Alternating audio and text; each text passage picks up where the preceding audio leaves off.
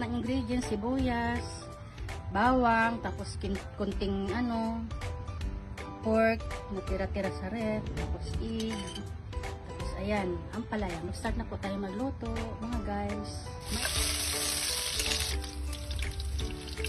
Ayan. Ayan na natin guys yung kunting na galing sa ref. Kunting pork. Ayan. Ang bango naman. Nilalagyan ko po ng konting toyo. Lalagay ko na po yung palaya natin. Nalinis na po yan. Hugas na po yan eh.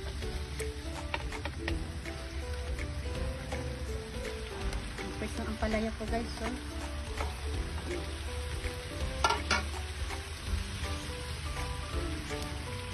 Mga ilang minuto lang. Tatakpan mo na nga natin guys. Mga ilang minuto lang po. Hahamuin natin. Guys after kumulo guys, halo-haloin muna natin. Tignan nyo guys kasi nga may konting toyo po ito. Diba? Kakaiba po yung luto ko ng paraan. Kasi yung anak ko nga po, ayaw ng So may kakaibang lasa naman. Diba? Yung iba kasi diba, itlog lang nilalagay sa iba. Pwede naman po yung gano'n kasi yung talaga yung karamihan na halo.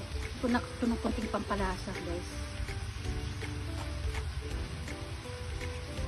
Kumulo ulit mga guys. Ito na po. Lalagyan na po natin ito ng egg. Ayan. Konting halo lang naman. Lalagyan na natin ng egg guys.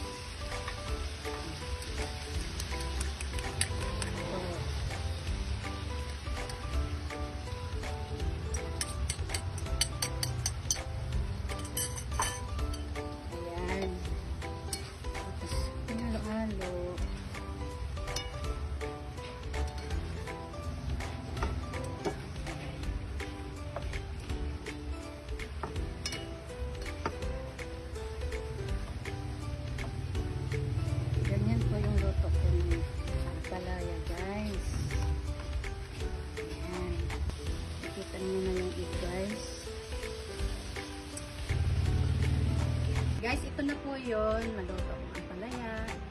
Kain po tayo guys. Tignan natin.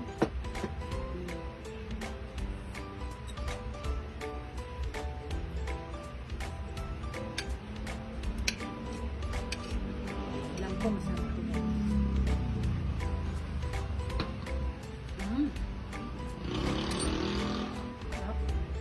Watching guys.